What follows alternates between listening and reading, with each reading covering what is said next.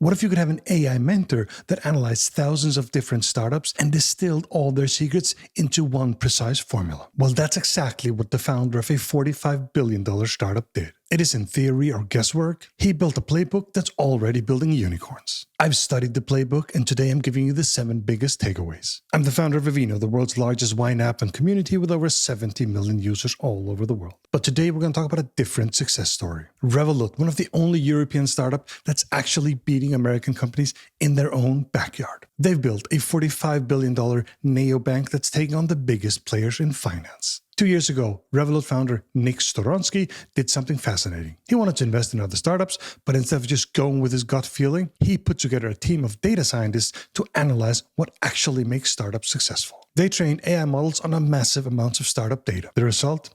They outperformed 95% of other VCs in picking winners. I have an independent team of 20 people who are building data science models, and then models give you a list of companies where to invest, and then we just go to these companies and invest. But the really interesting part, they took all these insights and turned them into a playbook for building successful startups. The playbook is filled with best practices that Nik wishes he had access to in the early days of Revolut. He says they condensed years of learning into an easily accessible tool for the unicorn founders of tomorrow. I've read through the full playbook so you don't have to. And I'll share the 7 most important learnings that can help you build your startup. Number 1, focus on A players. I know you've heard this before, but it's so important. 15 to 25% of your team should be A players. These aren't just good employees. These are the people who deliver 3 to 5x more value than everyone else. Let's break that down with some real numbers from Revolut. In a team of 100 people, you should have 15 to 25 absolute rock stars, 65 to 85 solid performers who keeps things running, and yes, probably 5 to 10 people who aren't cutting it. The playbook is also very clear about underperformers. You need to exit them quickly. Give them a choice. Take a separation package and leave immediately, or enter a 6-week improvement plan with very clear targets. No long, drawn-out performance management cycles.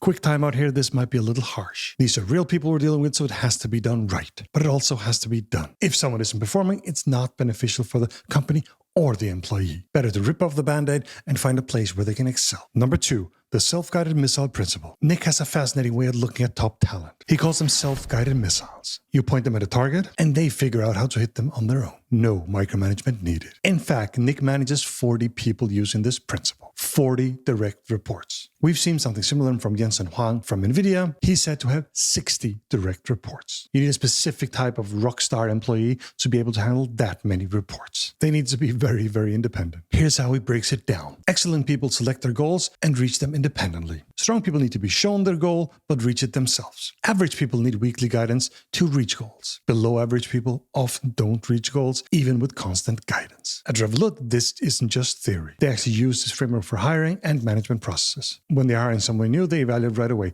is this a self-guided missile? Number 3, the CEO performance mandate. The playbook also emphasizes something crucial. Performance management should not sit under HR. Instead, it's a direct CEO priority. The dedicated performance management team reports directly to the CEO. At Revolut, Nik spent a significant time personally shaping that performance culture. And the only way to manage 40 direct reports is to build an incredible system for it. The system has a few key elements. A dedicated performance team with 3 core responsibilities. Building and running the performance system. Everything from review process to metrics. Managing incentives. Determining what A players should be paid and how resources get distributed. Quality control of KPIs, ensuring that metrics used are meaningful and accurate. And direct CEO involvement in overseeing the performance framework, reviewing promotion decisions, setting and maintaining the talent bar, making key compensation decisions. When you're small, say under 100 people, the performance team might just be 1 person. But as you grow, this team becomes a crucial part of the organization. The key is that the performance is a CEO priority, not something they delegate to the HR department. Number 4, the 3-dimensional performance grid.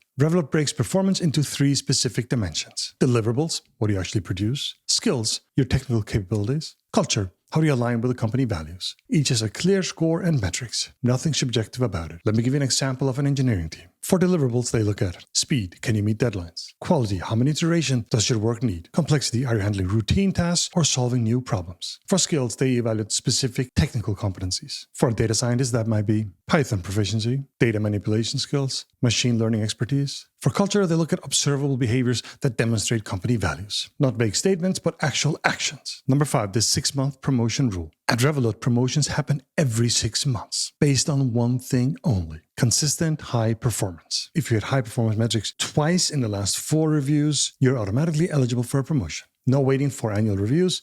and no putting your time in. Here's how it works. Number 1, the performance team identifies eligible candidates automatically. 2, managers validate or reject promotions with clear business rationale. 3, top management reviews all promotions. 4, salaries automatically adjusted to the new levels. This process runs like clockwork every 6 months. No politics, no favoritism, just performance. Number 6, the parallel bet strategy. At Revolut, they run around 27 product experiments at the same time. Only 5 or 6 become huge wins, but those wins more than pay for all the other experiments. They use small, independent teams with full ownership. No big committees, no long approval process. This is good. I really like this. This approach has led to some of their big successes. Take their crypto product. It started as one of many experiments. Today it's a major revenue driver. Same with their premium subscriptions, their reward program, and many other features. Here's how they structure their bets. Small teams, usually around 10 people. Clear success metrics from day one. Quick kill decisions if things aren't working. Rapid scaling for successful experiments. Obviously, when you're a small team, you cannot run 27 parallel bets. At the early stage, you might be happy to run just one. However, as you get bigger, try and do this. Run 2 or 3 experiments independently. It can really work. Number 7, the compensation game changer. When it comes to paying people, Revolut has a clear philosophy. Pay above market for above average talent. But here's where it gets interesting. They primarily use equity bonuses that vest quickly. 50% right away and then the rest over 2 years. This creates immediate alignment while preserving cash. You do need your investors to be on board with this. Usually this is 4 years and some investors might not like this fast vesting. Let me give you an example of how powerful this framework is. When Revolut started, they were competing against massive banks